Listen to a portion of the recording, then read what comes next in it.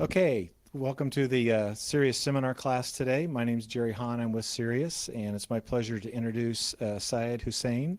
He's a postdoctoral researcher in the Department of Computer Science here at Purdue. He also received his PhD in December of 2018. His research interests broadly lie in network and system security with a focus on the fundamental improvement of security and privacy analysis of emerging networks and cyber-physical systems, including cellular networks and Internet of Things.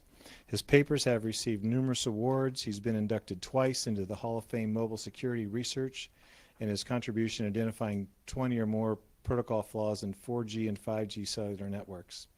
So with that, I'll just turn it over to Syed and let him get started. Thank you. Thank you, Jerry, for the nice introduction. Thank you all for having me here. So today I'm going to talk about automated reasoning of security and privacy of cellular networks. So as you know that when complex network protocols are designed, security is often considered as an afterthought, as a result of which there are missing security and privacy guarantees under specifications and ambiguities in the technical designs. So all these problems lead to the critical vulnerabilities which the adversary exploit and perform attacks to the design and real deployments. Not only that, like we have seen, when a new generation protocol or system comes in, it guarantees better security posture than the previous generations. But many of the due to backward compatibility, many of the functionalities have been adopted from previous generations to new generations, as a result of which vulnerabilities in those inherited components also exist in new generations. Also, there are new security features for newer generations, but those security features have not been undergone rigorous security evaluation. So all these vulnerabilities eventually go down to the real deployments. Apart from that, we have seen that deployments deviate from the technical design specifications. This is because of like oversimplification of complex network protocol specifications of poor input sanitizations. So my research addressed these problems with fundamental enhancement in the investigation of security and privacy analysis of a system, starting from analyzing technical designs, evaluating implementations, and building high assurance defenses. So towards this, in my PhD, I have worked on 3 closely researched directions. First, I have developed formal verification frameworks for analyzing the technical designs of 4G and 5G cellular network protocols. Secondly, I have also developed static and dynamic analysis frameworks to evaluate if the deployments deviate from the standards. I have also built some runtime monitoring systems for traditional and IoT systems. And finally, I have developed defense mechanisms for both cellular networks and IoT systems. So my research, all of my research is grounded on developing techniques for formal verification, using formal verification, program analysis, software testing, and applied cryptography. So today's talk, I'll be mainly focusing on the adversarial testing framework that we have used for analyzing 4G and 5G cellular network protocols. Then I will talk about 3 novel side channel attacks that we have identified through a dedicated probabilistic reasoning technique. And finally, I will talk about a software fuzzing technique for verifying the implementation when the binary instrumentation is hard and code coverage information is missing. So as you know that cellular network are a nation's critical infrastructure. It is widely being used not only for personal communication, but also it enables connectivity for billions of IoT devices, which further enables critical services such as smart cities, connected vehicles, telemedicine, also critical services like smart grid electricity distribution. It is also used for broadcasting public safety messages. For instance, we have seen that in 2018, a ballistic missile alert was sent in Hawaii. Though the message was sent mistakenly, but it created a huge chaos among the people. So critical vulnerabilities in such infrastructures can be exploited by the adversaries to perform different security and privacy-related attacks, including broadcasting such fake emergency alert messages. So as you can see that it is crucial to analyze the technical designs and deployments so that these the problems and critical vulnerabilities in the technical designs not eventually trickle down to the deployments. So like in case of 5G, it is better to analyze these 5G technical designs before it gets deployed at a mass scale by 2020. So before going to the details of my work, let's first see what are the existing threats identified by the previous work. So one of the notorious issues in 4G and 5G cellular networks is the identity catching attacks. So by identity is the identity, I mean that a unique identity of a cellular device. We call it IMSI, or International Mobile Subscriber Identity. And once it is disclosed in plain text, the adversary can use that and perform man-in-the-middle attack, or can eavesdrop your conversation. And even after that, it can track your location. So later on, researchers have shown that even this IMZ is kept secret, but also can be replaced by the temporary identifier called TMSI, or Temporary Mobile Subscriber Identity. Still, the adversary can track your location. Some other researchers have shown that lack of authentication for the data plane messages, you can perform like DNS redirection attacks. So all of these previous work, they have either used clever intuitions, but most of them has at least one of these following limitations. First, either they do not have any systematic approach for analyzing the protocol, or sometimes they have some systematic approach, but they do not have any adversarial assumptions. And these approaches are mainly geared towards analyzing the performance and reliability. And some other work, they are specifically focused on analyzing the previous generations in an ad hoc manner. So in this work, we try to address this following problem, like whether we can systematically verify the design of 4G and 5G network protocols with respect to proposed security and privacy guarantees. So for analyzing any network protocols or systems, the first challenge is the lack of formal specification. So as we have seen that RFCs, or technical designs of cellular networks, they're written in natural languages, which actually induce under specification, misinterpretation, or ambiguities. The second challenge is the protocol complexity. As you know that cellular network protocols are stateful. Also, there are multiple participants and multiple sub-procedures which are intertwined, which makes the analysis scalability challenges. And another challenge is the obtaining the formal requirements, like what are the security and privacy goals that the system wants to ensure. So there is no formal list of or compiled version of these requirements. Another challenge is that all these network protocols and systems are closed source, so we cannot use any white box approaches. And final challenge is the legal barrier. Like these network operators, they purchase the licensed spectrum and they operate on these licensed spectrum. So if we have to test these networks, we cannot actually send these packets in this licensed spectrum, and it is not allowed, not even in US, but from other part of the countries. So as I proceed, I will show how we have addressed all of these challenges. So before going into details, let's first see what is the cellular device and what is the cellular network architecture. So in cellular context, a device is called user equipment, or UE. Each device has a unique identity called IMEI, or International Mobile Equipment Identity.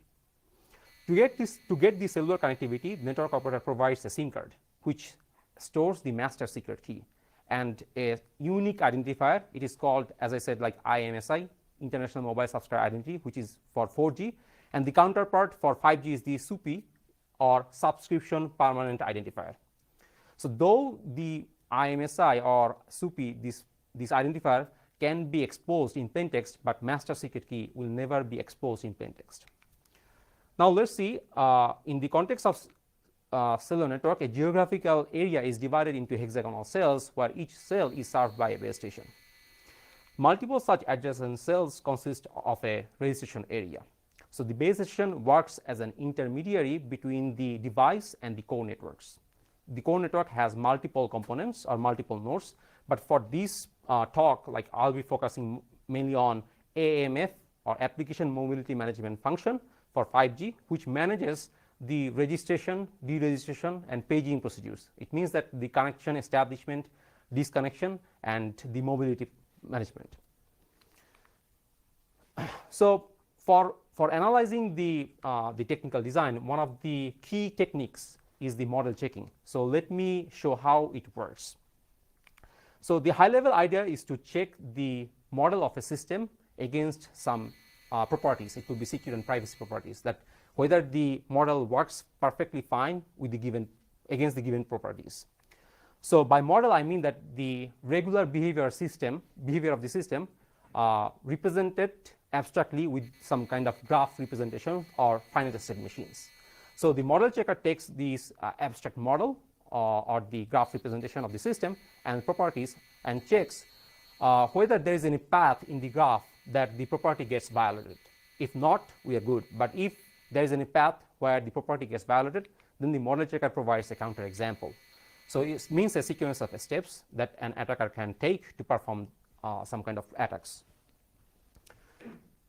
So for our analysis, we consider a Dolovyov style attacker model. So let's see how what is this kind of model like Dolovyov attacker model. So for the internal communication between the layers of the device, we consider the channel, the internal communication is private. Also, the communication between the base station and the core network, it is considered private because it doesn't use any 5G or 4G network. It happens through like a secure tunnel. So the communication channel between the device and the base station, we consider public communication channel. That means it can be influenced by the adversary. So let's see what are the adversarial capabilities in this context. So adversary sits man in the middle between the cellular device and the base station and core network. So the adversary actually is treated as an environment variable. That means the model checker or the system consider it as a random environment variable. It chooses whether it is an adversarial turn or not. So if it is an adversarial turn, the adversary can drop the message. It can also modify the type and content of the message. Also, adversary can act as an impersonator for the legitimate participant. But note that according to this Dolovyov adversary model, the adversary cannot encrypt or decrypt the messages if it doesn't know the key. So the key insight of our analysis is that while like the properties that we want to verify for 4G and 5G cellular systems, they have some common characteristics. What are they? First is the temporal ordering of events. So let me give you an example. Let's say you are a Purdue employee or Purdue student, and you want to access the Purdue resources like Purdue machine. So first, you have to authenticate yourself, and then you can access the machine. So the authentication comes first before you access the resources. So this is called temporal ordering of events. Second characteristic is the cryptographic constructs, which means that secrecy, authenticity, observation equivalence, these kind of properties that we want to check. And another property is the linear integer arithmetic. For instance, the sequence number which is used to prevent replay attacks like SQN, and it has a specific checks. So the intuition is that the model checker, the general purpose model checker, they are good at reasoning the temporal trace properties and linear integer arithmetic properties, whereas the cryptographic protocol verifier can efficiently argue about the cryptographic constructs. Now the question is, how can we leverage the capabilities of these two different protocol verifiers? So I will show you how we can actually combine them in our system. So here's the high-level idea of the 5G reasoner framework. From the technical designs of 4G and 5G network protocols, we built the abstract model of the cellular device, base station, and the core network. And combining them, we call it abstract cellular protocol model. Then with the abstract cellular protocol model, we combine or we incorporate the adversarial threats so that we can reason about the adversarial actions. And we call it threat instrumented model. This model is then given to the model checker. Now, model checker needs another input, that is the properties. But there is no formal list of properties given by the specifications or the technical design documents. So for this, we resort to conformance test suites provided by the standard body. So conformance test suites means that there is a set of unit test cases, and those that are related to security and privacy, we translate them into like desired property. Also, we infer or extract the informal properties from the technical specifications and technical requirements documentations. Then we feed all these properties to the model checker one by one. So model checker, if the model checker finds that there is no violation of while checking a property, then we are good. So there is no such counterexample. There is no problem in the system. But if there is a problem in the system, then we'll get a counterexample. And then we take this counterexample to the cryptographic protocol verifier to rule out some of the like the spurious counterexamples. Like in the initial model, we have an assumption that we replace all the cryptographic related messages with their plain text counterparts. So because of this abstraction, there might be spurious example. So if the cryptographic protocol verifier adjudicates that all the attack steps are valid, then the attack is doable in real life. But if there is not any kind of spurious attack steps, then we use the result from the cryptographic protocol verifier and add that as an invariant to the desired property, so that attack steps will not be spurious attack steps will not be further like introduced in our model checking part. So with this adversarial testing framework, we have identified 11 new attacks for the 5G networks, 5 inherited attacks we have identified, which have been adopted from the 4G networks. A previous version of our framework, we call it 4G LT inspector, that identified 10 new attacks for the 4G networks and 9 prior attacks. And implications of these attacks are ranging from overbilling, location tracking, IMZ, TMZ exposure, artificial chaos, and service profiling. So as I promised, like the adversary can exploit the vulnerabilities of the cellular network protocols and send fake emergency alert message. Let me show you a demo for this one.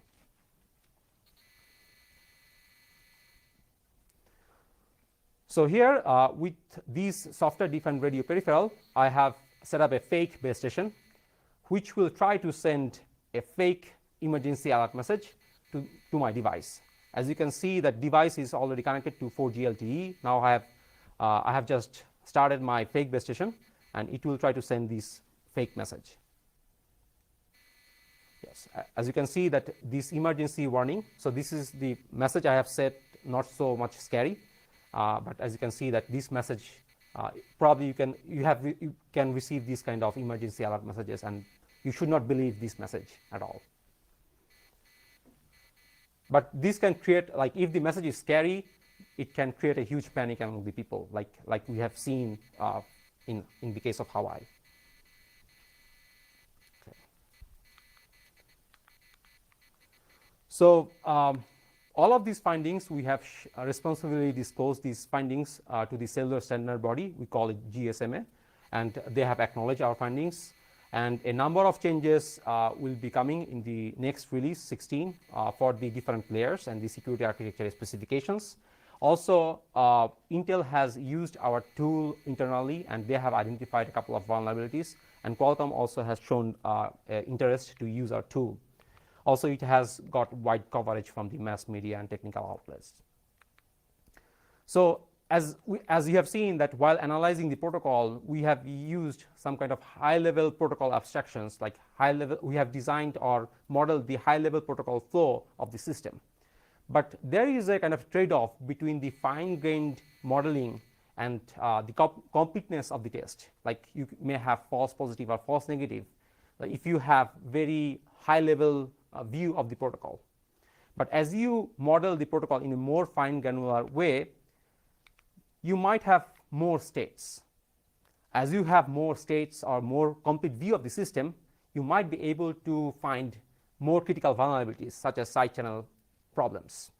But the problem is that the model checker will explode whenever you give such kind of huge or complete model of the system, because it will like fall into state space explosion problem. So in this like next work, I will show that how we can like identify side channel vulnerabilities in a particular sub procedure of cellular system using a specific probabilistic reasoning technique. So let me first give you a high level overview that how paging procedure works for 4G and 5G networks. So as you know that whenever you have to get a cellular connectivity, you will have a SIM card for your device, and that SIM card has a unique identity, IMSI or International Mobile Subscriber Identity. But to protect the illegitimate exposure of such critical identity, the standard body asks that whenever the device connects with the network after this mutual authentication and connection establishment procedure, the network assigns a temporary identity called TMSI to the device, and it is shared secretly so that no one is able to extract that. Okay, now you are connected, your phone is connected to the core network, and you might have cellular connectivity like incoming and outgoing messages, so you will remain connected. But after a while, your phone will go to the idle state if you don't have any cellular activity. So if your mobile phone or cellular device is in the idle state, and if you have some kind of incoming services like phone calls or SMS, then how the core network or the network will let you know that there is some kind of incoming services for you? The core network sends a paging request message to the base station to which your device was last seen connected, and then the base station broadcasts the paging message to all its cellular subscribers in its cell. Note that this paging message does not have any kind of encryption and does not have any authentication. So receiving this paging message, the device checks the records in the paging message, and each of the record in the paging message is a tuple that consists of the temporary identifier of the device and the indication of the service type. If it is PS or packet switch, the service will happen through 4G network. If it is a CS or circuit switch, the service will happen through circuit switch networks. And while checking this list of records sequentially, when the device will hit its own IMZ or TMZ, the device will connect back to the core network. Now let's see in this idle state how the device will receive this paging message or notification of incoming services.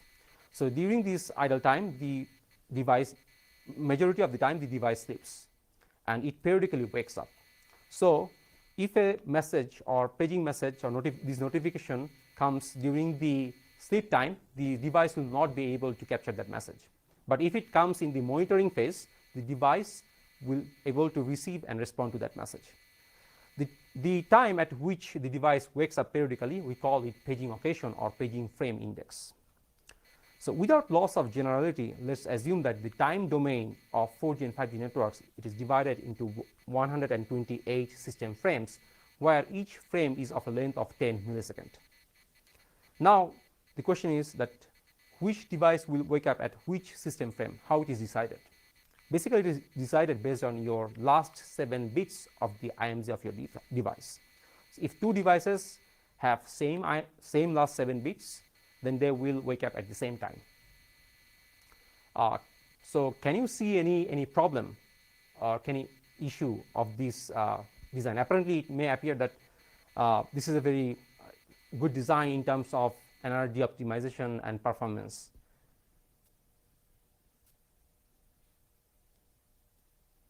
Okay, so let me show that, like what could go wrong. So the problem is that the IMZ of your device is fixed for the entire lifetime of your SIM card. That means the paging occasion of your device is fixed, right? So knowing the phone number, if I give phone call to your number, so first thing will happen is that there will be a paging message generated by the base station of your device. So let me show like what could go wrong if I just know your phone number, whether the attacker can identify your paging occasion, and if the attacker can identify your paging occasion, whether they can track your location. So for this, we have developed a side channel attack called tracking via paging message distribution. At the first step, the attacker passively observes the paging message distribution for all 128 system frames. This paging message distribution shows that there are different paging messages for different cellular subscribers in your cell area. Now, knowing the phone number of the victim, the attacker makes a number of phone calls. The high-level idea of this attack is that how can we skew this paging distribution? So after making, let's say, n number of phone calls, after that, you'll find there is a particular system frame where there is a significant number of paging message arrivals than the rest of the others. As you can see that if that is the case, that means that system frame is the paging occasion for the victim. If you can infer that, that means the victim was present in that cell area. Also, it exposed some of last 7 bits of the victim's IMSI.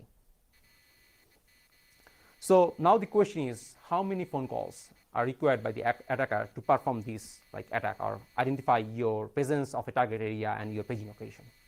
For this, we developed a likelihood-based analysis where we exploit these informations. As you can see, a paging message may contain 16 paging records for up to 16 cellular devices, where there could be paging packet switch indication of service or circuit switch indication of service. Another the timing information we exploit is that after making a phone call, the probability of receiving a paging message between time interval T1 and T3 is significantly higher than the time interval at T4. Also, we exploit the base rate of the packet switch and service switch records while we captured this paging distribution.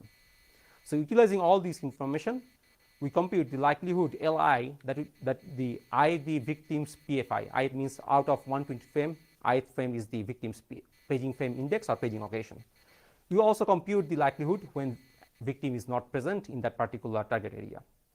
So the adversary then identifies the victim's paging occasion when likelihood of I is significantly higher than for the rest of the other system frames. And using this analysis technique, the adversary can require up to 3 to 7 phone calls to identify victim's paging occasion. As you can see that paging occasion also expose victim's IMSI, you can use that for tracking a victim. So now when we reported this vulnerability to the Cellular standard body in 2018, they actually tried to fix this problem very quickly. So they have used paging. They have decided that paging occasion should be decided based on the temporary identifier of the device instead of the unique identifier like IMSI, which is permanent. But the solution they proposed at that time, in 2018, we were kind of skeptical. This solution might be broken in future with some another attacks. This is a classic example which shows that if you do fix your solution without rigorous evaluation, security evaluation, things may go wrong in later time. So with our 5G reasoner framework that is published in 2019, we have shown that these solution or fix can be broken and still the adversary can get your TMZ and identify your location.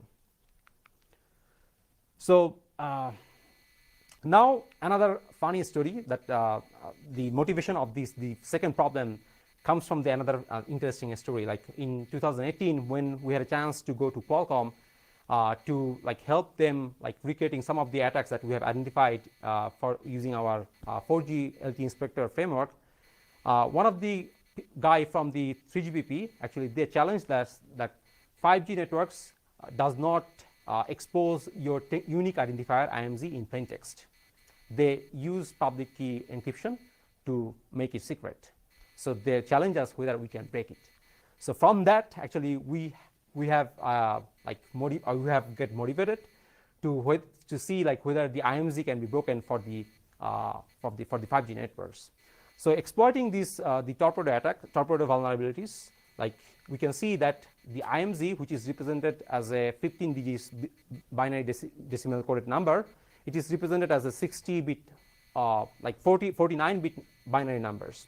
So out of these 49 bits, the first 6 digits or first 18 bits of your IMZ can be easily identified with a service called HLR lookup service, which these first 6 digits of your IMSI or first 18 bits basically says that which network operators and which country your SIM card belongs.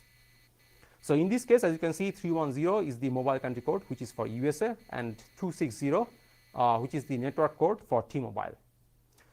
And using the torpedo attack, we know the last 7 bits of the IMSI.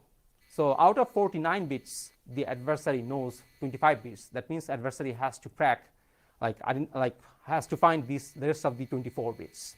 So this is kind of a guessing attacks. So for this guessing, we need to build an oracle. So we exploit the registration procedure or the connection establishment procedure for the 5G networks to build this oracle. The high level idea is that the attacker will guess an IMG and check whether that guess IMG is valid. And if the IMG is valid, then whether it belongs to the victim. Now let's see how it works. So the adversary sets up a man in the middle relay between the victim and the core network and legitimate base station. So man in the middle relay or MITM relay consists of two components. One is the fake base station and the fake cellular device. Now the fake cellular device of this man in the middle relay sends a registration request message or connection establishment request message, and it guesses the IMG and encrypt with the public key of the core network. Now if that guessed IMG does not belong to any subscriber of that network, the network will send a registration request reject message. So from that it can identify that the guessed IMG is not kind of valid or not for the victim. Now the attacker tries with another guessed IMG, and this time if it receives an authentication challenge, it relays that message to the target or victim.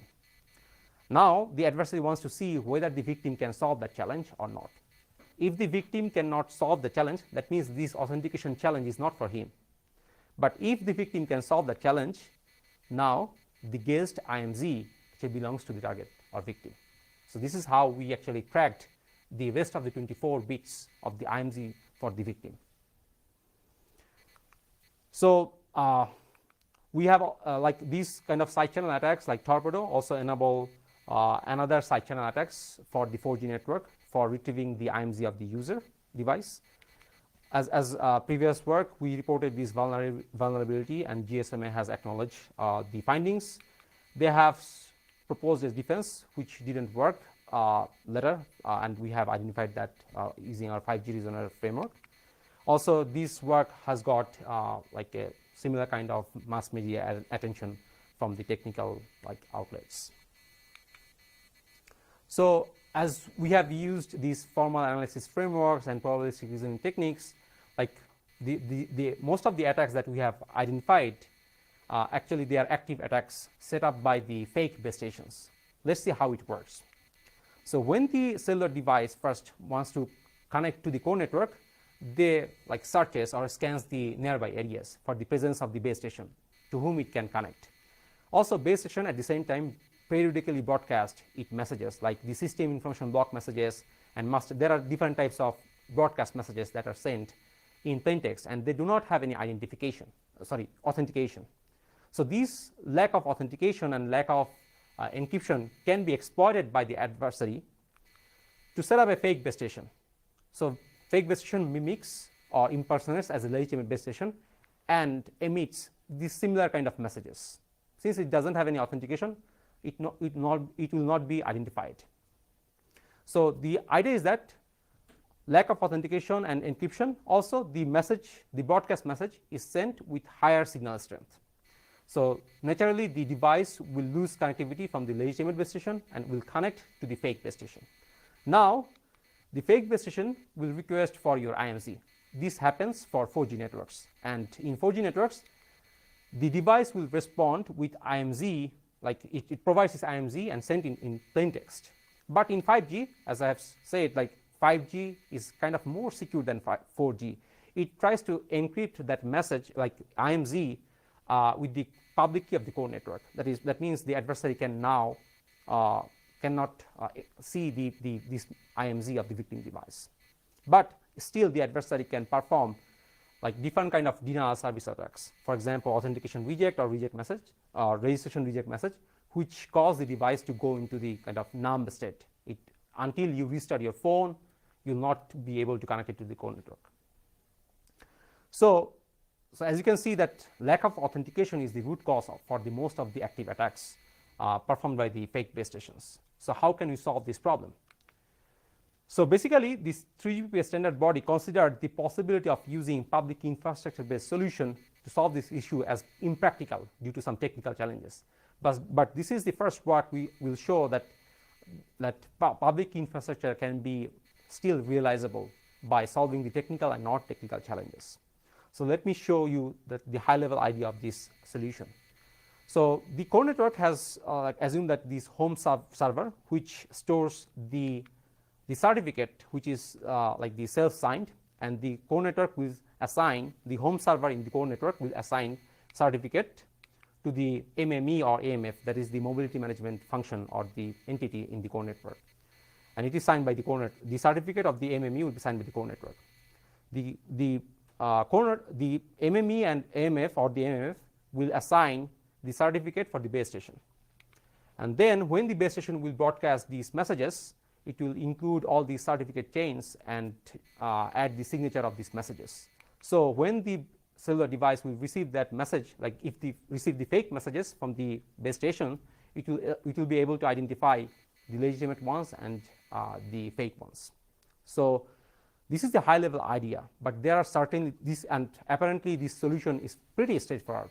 But what are the technical challenges? The first technical challenge is the certificate chain length. As you can see, there are a number of intermediate nodes. The certificate chain will be long. The second challenge is how can we incorporate the certificate revocation. And finally, the signature generation for the messages. If the signature generation takes too much time, then there will be like problems of scheduling the periodic messages that are broadcast by the base stations. Also, the signature generation, if it takes too much extra bytes, then it's another problem. So for addressing these challenges, we proposed an optimized PKI scheme in which we have introduced different levels of optimization. First is the PKI level optimization, in which we propose a lightweight design of the certificate for the cellular network, which reduces all these unnecessary fields introduced by the traditional X509 based certificate. Second is the protocol level optimization, in which we minimize the number of transmissions of these high length or long length certificate. And finally, we introduce cryptographic scheme level optimizations, in which we try to reduce the size of the signature by aggregating multiple signatures through an offline online based signature generation schemes. Now, the non-technical challenge is the roaming. Let's say you have a SIM card from the T-Mobile. Now you go to Europe and you are getting connectivity from Vodafone. So how the base station will get certificate from the T-Mobile's core network? So it's kind of a roaming challenge, and it can be solved by some kind of mutual authentication or communication between the two network operators separated by the two different region. But essentially, we have shown in the paper that with the introduction of the eSIM or electronic SIM card, this roaming can be solved. So this work actually also got high visibility from the technical mass media, and we had a chance to talk to the FCC, Federal Communication Council, and they were pushing for the solution whether it can be incorporated for the next generation cellular networks. So now, as we have seen that we can use this kind of formal verification framework or to analyze these 4G and 5G cellular network protocols to identify the possible problems and fix before it gets deployed. Also, we have shown some kind of defense mechanisms against the fake base station attacks. But still, if you secure the cellular connectivity between your the cellular modem or baseband processor of your smartphone and base station and the core network, there is another processor in your smartphone that is running on all the general purpose applications like text, messaging, like audio, video, all kind of applications. And this application processor communicates with the baseband processor with one of the interface called AT interface through AT commands. So let's say your phone app wants to make a phone call, and let's say you dial some number, and that command goes to the application processor. Then application processor translates these commands with the AT commands, and then the call happens. Interestingly, we have found that when smartphones are connected to peripherals like USB or Bluetooth, it allows or accepts AT commands. So what can go wrong?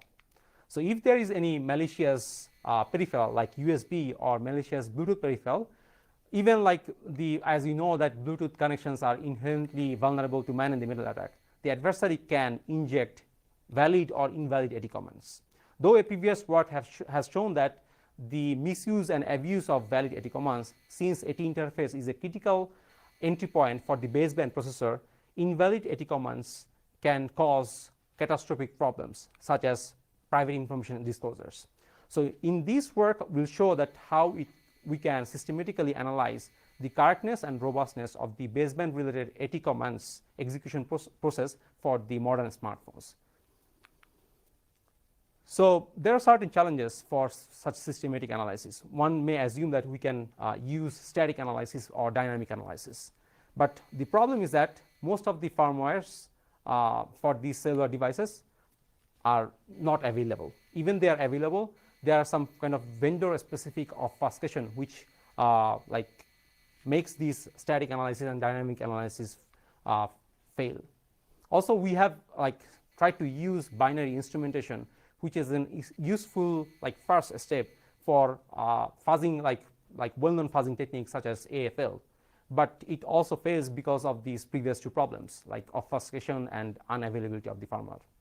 So we address all these challenges with our new grammar-based evolutionary fuzzing framework. Let me show how it works.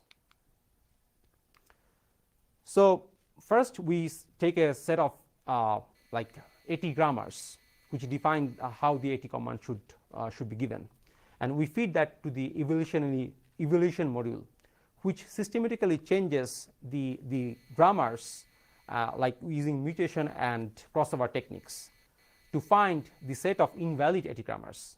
Note that this invalid AT grammar is a class of invalid AT command instances. So after this mutation and crossover, we feed that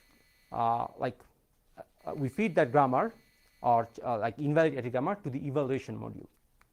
So the evaluation module generate the concrete instance of this grammar and inject to the device under test with AT command injector. The AT command, after the execution of each of these AT command, the phone responds either with the OK or error response. So from this execution, we precisely take the timing information of the AT command execution, and we use this timing information as a loose indicator of the code coverage. If it takes higher time, then we assume that we can infer that it actually explores more number of basic blocks of the device. So using this timing information, and another is the detection of the disruptions. That means after execution of an AT command, it may happen that your cellular connectivity goes completely off. So using this information, we compute the score for each of these AT grammar and feed or return this score to the evaluation module. The best scored grammars are selected for the parents for the next round, which goes through again the mutation and crossover session, and at the end of this session we'll get the new population for the subsequent rounds. Now the interesting thing about this AT fuzzer is that after end of this fuzzing process, we'll get a set of AT grammars instead of concrete AT command instances, and each of these AT grammar represents a set of invalid instance of concrete AT command. That means, like, if you have a problem in one of the instances, the other instance will have the same problems or same effect for the execution of this AT command. So with this framework, we have identified like 4 invalid AT grammars for the Bluetooth interface and 11 invalid AT grammars for the USB. And let me show you one of the attacks that we have identified through our framework. So assume that your phone is not connected to any USB peripherals or Bluetooth peripherals. Now, as soon as you are connected to your headphones or your CarPlay of your car, the adversary can exploit the vulnerabilities of this Bluetooth connection and inject invalid AT commands. So let me show you a demo for this one.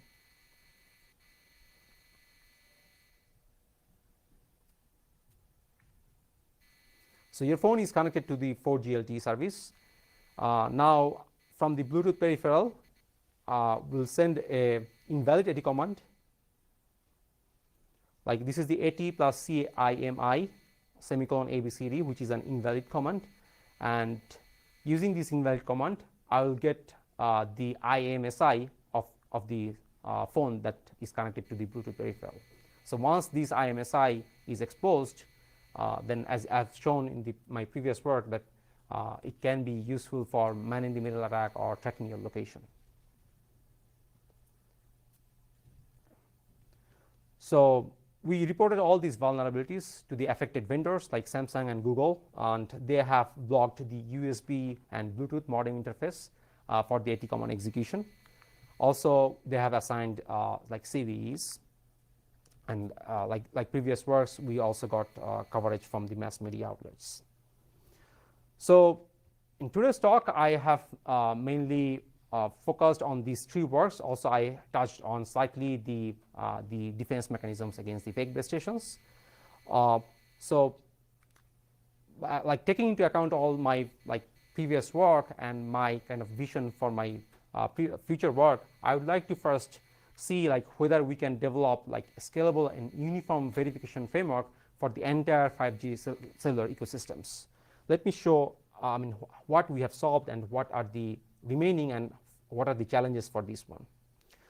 So as you can see, from this protocol stack, as of now, we have analyzed only 2 layers of the cellular protocol stack for the cellular device, which enable connectivity between the cellular device and the core network through the base station. Of course, there are other layers, and vulnerabilities in other layers may have critical problems, security and privacy problems.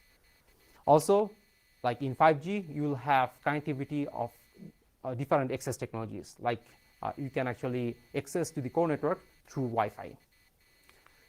Also, whenever you make a phone call, from T-Mobile to AT&T, the T-Mobile and AT&T, they have to communicate with each other. So there could be some vulnerabilities in such inter or cross network communication. Also, 5G will enable network slicing, and it may have problem that unauthenticated access of network slice of any services.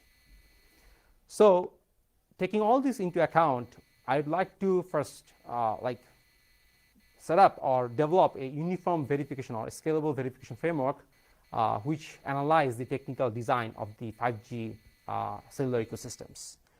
As a first step, I would like to see whether it is possible to automatically extract the formal model from the natural language specification.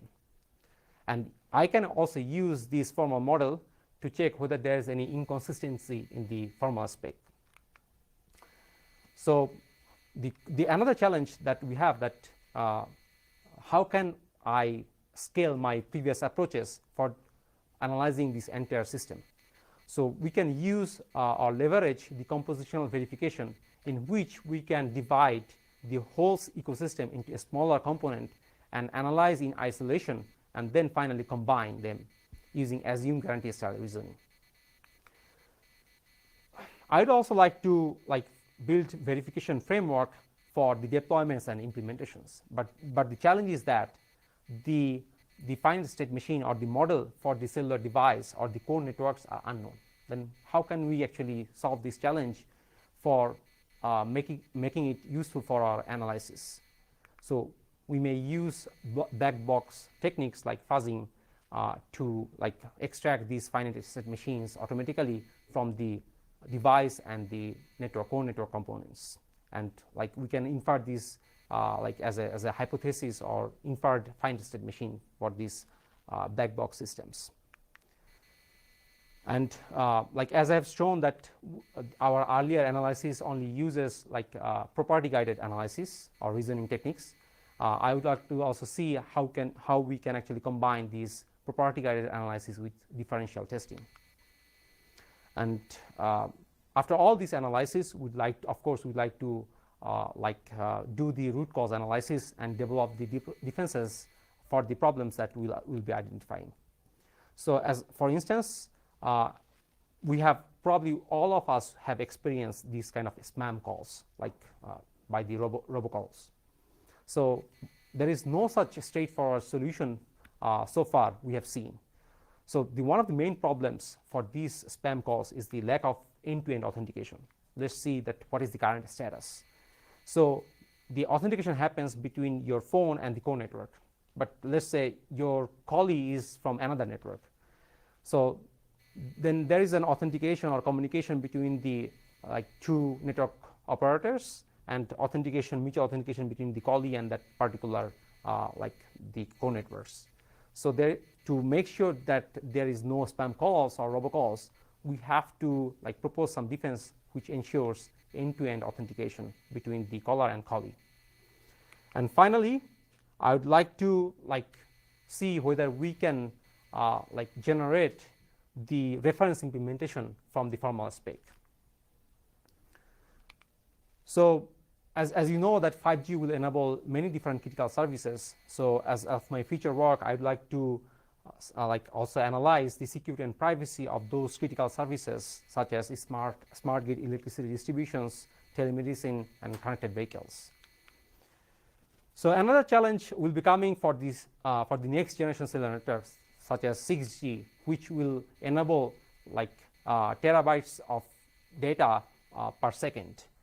As you have seen that 5G networks enables gigahertz speed, but it comes with the cost of privacy introduced by the smaller cells.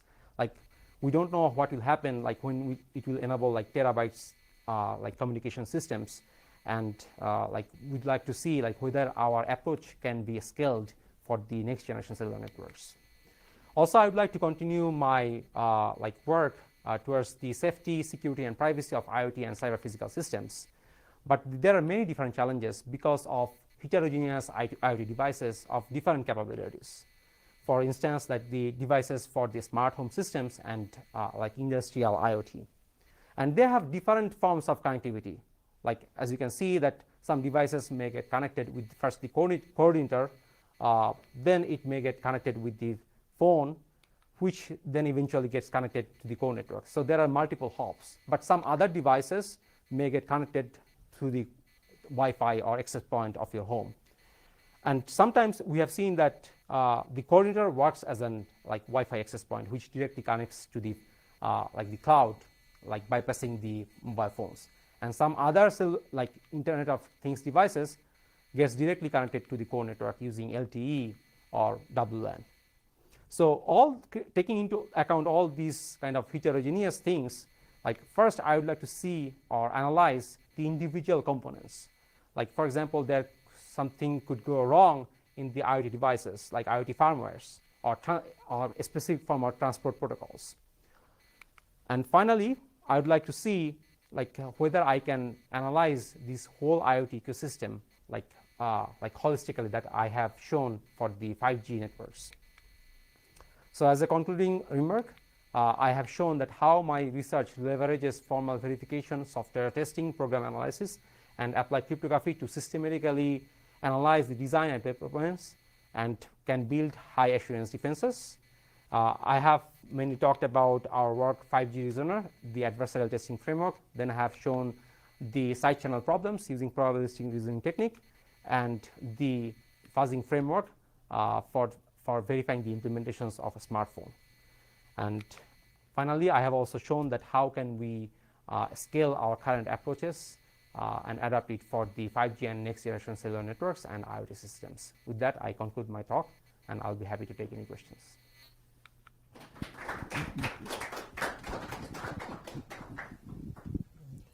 Any questions? Okay, well, thank you very much, Syed. We appreciate it. Thank you.